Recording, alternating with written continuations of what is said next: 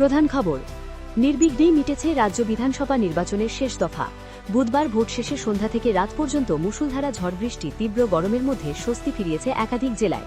রাজ্যে ঝড়বৃষ্টি বাড়বে, একাধিক জেলায় ভারী বৃষ্টির সতর্কতা। আলিপুর আবহাওয়া অফিসের পূর্বাভাস বলছে, আগামী কয়েকদিন ঝড় বৃষ্টির সম্ভাবনা আরও বাড়তে চলেছে। উত্তর ভারত থেকে উত্তর পূর্ব ভারত পর্যন্ত বিস্তৃত একটি নিম্নচাপ অক্ষরেখা রয়েছে। পাশাপাশি আরেকটি ঘূর্ণাবর্ত অবস্থান করছে। এই দুইয়ের প্রভাবে বঙ্গোপসাগর থেকে প্রচুর জলীয় বাষ্প ঢুকছে রাজ্যে। ফলস্বরূপ বাংলা জুড়ে বজ্রবিদ্যুৎ সহ বৃষ্টির সম্ভাবনা বাড়বে। 2 মে শনিবার পর্যন্ত বাংলা ও উত্তর ওড়িশা উপকূল বরাবর এবং উপকূলের অদূরে সমুদ্রে মাছ ধরতে না যাওয়ার জন্য মৎস্যজীবীদের পরামর্শ দিয়েছে আবহাওয়া অফিস।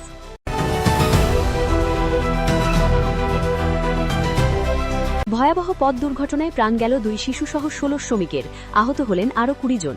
এই মর্মান্তিক দুর্ঘটনাটি ঘটেছে মধ্যপ্রদেশের ধার জেলায়। জেলার ভারপ্রাপ্ত কালেক্টর অভিষেক চৌধুরী জানিয়েছেন, বুধবার রাত 9টা নাগাদ দুর্ঘটনাটি ঘটে। ঘটনায় শোক প্রকাশ করেছেন প্রধানমন্ত্রী নরেন্দ্র মোদী। এক্স পোস্টে তিনি লেখেন, মধ্যপ্রদেশের ধারে দুর্ঘটনায় প্রাণহানির খবর শুনে আমি গভীরভাবে মর্মাহত। এই দুর্ঘটনায় যারা তাদের প্রিয়জনকে হারিয়েছেন তাদের প্রতি আমি আন্তরিক সমবেদনা জানাই। আহতদের দ্রুত আরোগ্যের জন্য প্রার্থনা করি। মৃতদের নিকটাত্মীয়দের প্রধানমন্ত্রী জাতীয় তহবিল PNRF থেকে 2 লক্ষ টাকা করে এককালীন অনুদান দেওয়া হবে। আহতদের 50,000 টাকা দেওয়া হবে।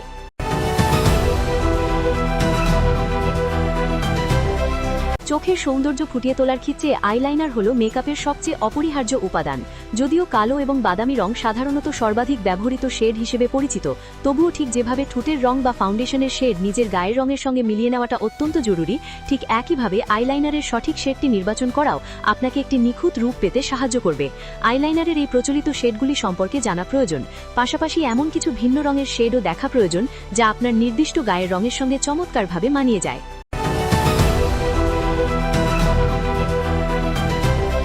Indian certificate of secondary education ICSE-র 10ম শ্রেণী এবং ইন্ডিয়ান স্কুল সার্টিফিকেট ISC-র 12শ শ্রেণীর পরীক্ষার ফলাফল প্রকাশিত হবে আজ সকাল 11টা নাগাদ। ঘোষণা করা হবে রেজাল্ট। এই পরীক্ষাগুলি council for the Indian school certificate examinations CISCE এর তত্ত্বাবধানে পরিচালিত হয়।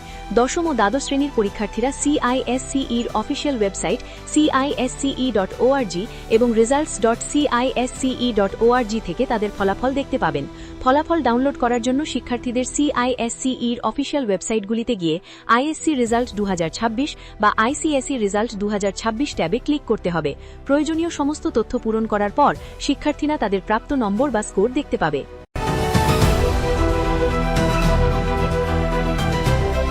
ভোট পর্ব মিটতেই দুষ্কৃতী দৌরাত্ম্য। দক্ষিণ 24 পরগনার জীবনতলা এলাকায় দুষ্কৃতীদের নৃশংস হামলার শিকার হলেন এক গৃহবধূ। আহত ওই বধূর নাম রোজিনা মোল্লা। বুধবার গভীর রাতে জীবনতলা থানার অন্তর্গত নাগরতলা গ্রামে এই ঘটনাকে কেন্দ্র করে ব্যাপক উত্তেজনা ও আতঙ্ক ছড়ায়। স্থানীয় সূত্রে জানা গেছে, ঘটনার সময় পরিবারের অন্যান্য সদস্যরা বাইরে থাকায় রোজিনা একাই ঘরে ছিলেন। সেই সুযোগ কাজে লাগায় দুষ্কৃতীরা। অভিযোগ, গভীর রাতে কয়েকজন অজ্ঞাত পরিচয় দুষ্কৃত আচমকাই বাড়ির ভিতরে ঢুকে পড়ে। কোনো কিছু বুঝতে না বুঝতেই ধারালো অস্ত্র দিয়ে রোজিনার উপর চড়াও হয় তারা। মাথা সহ শরীরের বিভিন্ন জায়গায় একাধিক কোপ মেরে দ্রুত ঘটনাস্থল থেকে চম্পট দেয় হামলাবাড়িরা।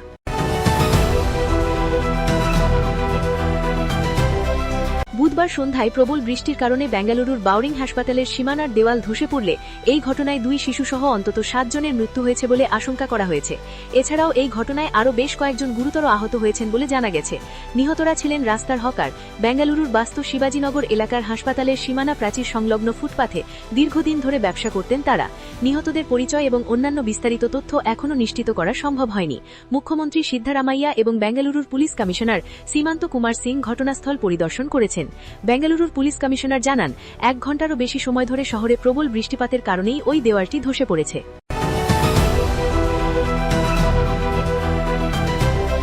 ম্যাচ চলাকালীন ড্রেসিং রুমে বসে নিষিদ্ধ সিগারেটের টান, আর তাতে ক্রীড়া অনুরাগীদের চক্ষুশূল রাজস্থান রয়্যালস অধিনায়ক রিয়ান পরাগ। সোশ্যাল মিডিয়ায় রয়্যালস অধিনায়কের সুখ টানের ভিডিও বুধবারই ছড়িয়ে পড়েছিল সোশ্যাল মিডিয়ায়। এরপর রিয়ানের শাস্তির দাবিতে সরব হয়েছেন অনেকেই। শেষমেশ এক প্রকার বাধ্য হয়েই ভেপিং কাণ্ডে এবার হয়তো পদক্ষেপ করতে চলেছে বোর্ড। লিগ টেবিলে ও কলা টেবিলের উপরে থাকা পাঞ্জাব কিংসের বিরুদ্ধে 223 রান তাড়া করে ম্যাচ জিতেছে রয়্যালস, কিন্তু সেই জয়ের উৎসব তাল কেটেছে অধিনায়কের ভেপিং কাণ্ডে। সোশ্যাল মিডিয়ার যুগে যেখানে ক্যামেরা তাক করা থাকে প্রতিটি কোণায়, সেখানে দাঁড়িয়ে রিয়ানের এমন শিশুসুলভ আচরণের নিন্দা সর্বত্র।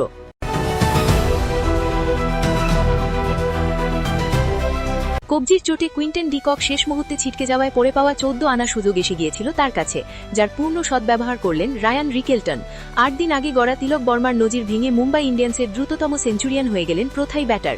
এই নজিরে রিকেলটন ছাপিয়ে গেলেন কিংবদন্তি সানাত জয়সূরিয়াকেও, কিন্তু দিনের শেষে দর পেল না তার সেই রেকর্ড সেঞ্চুরি, কারণ মুম্বাই ইন্ডিয়ান্সের দেওয়া 244 রানের বিশাল লক্ষ্যমাত্রা তাড়া করে বুধবার চলতি আইপিএলে টানা 5 নম্বর জয়টি ছিনিয়ে নিল অরেঞ্জ ব্রিগেড, যা টুর্নামেন্টের ইতিহাসে তাদের শততম জয়। ব্যাট হাতে সেই জয়ের নায়ক ট্র্যাভিস হেড, হেনরিক ক্লাসেনরা। এই জয় আইপিএলে সানরাইজার্সের দ্বিতীয় সর্বাধিক রান তাড়া করা জয়ের নজিরও বটে। 8 বল আগে থেকে এদিন 6 উইকেটে জয় তুলে নিল সানরাইজার্স।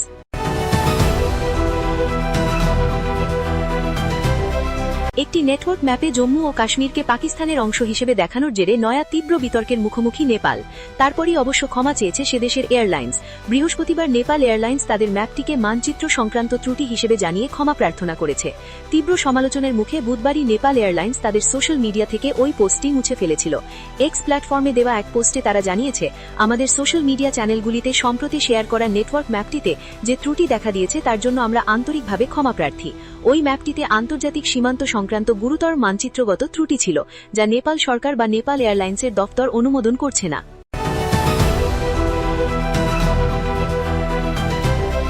45 লক্ষ টাকা এবং একটি চাকরির জন্য প্রেমিকের সঙ্গে মিলে মাকে খুন করল কিশোরী। ঝাড়খণ্ডের রাঁচির এই ঘটনায় চাঞ্চল্য ছড়িয়ে পড়েছে। এই ঘটনায় অভিযুক্ত কিশোরী তার প্রেমিক সহ আরও দুজনকে গ্রেপ্তার করেছে পুলিশ। জানা গেছে, কয়েকদিন ধরে টাকা পয়সা নিয়ে মায়ের সঙ্গে অশান্তি হচ্ছিল। খুনের পর ডিপ ফ্রিজে রাখা হয়েছিল দেব। পুলিশ সূত্রে জানা গেছে, মৃতের নাম নাহিদা পারভিন। তার বাড়ি রাঁচির মানিটোলায়। 4 বছর আগে স্বামী মারা যাওয়ার পর তিনি তার 17 বছরের মেয়ের সঙ্গে থাকতেন। এই কিশোরী নাহিদার দত্তক সন্তান। তার স্বামী বিদ্যুৎ দপ্তরে চাকরি করতেন, সেখান থেকে 45 লক্ষ টাকা এবং একটি চাকরি পেয়েছিলেন নাহিদা। এই টাকার কথা জানত কিশোরী। অভিযোগ, সে প্রায়ই ব্যাংক থেকে টাকা তুলে তার প্রেমিক আরবাজকে দিত। বিষয়টি জানতে পেরে পারভিন মেয়ের জন্য ব্যাংকের অ্যাক্সেস বন্ধ করে দেন। এরপর থেকেই মা মেয়ের সম্পর্কের অবনতি হতে থাকে। মাকে সরিয়ে দেওয়া গেলে সব টাকা পয়সার সম্পত্তি সেই পাবে এবং চাকরিটাও তাকে দেওয়া হবে ভেবেই মেয়ে প্রেমিকের সঙ্গে মিলে মাকে খুনের পরিকল্পনা শুরু করে কিশোরী। এ পর্যন্ত প্রধান খবর, সঙ্গে থাকুন।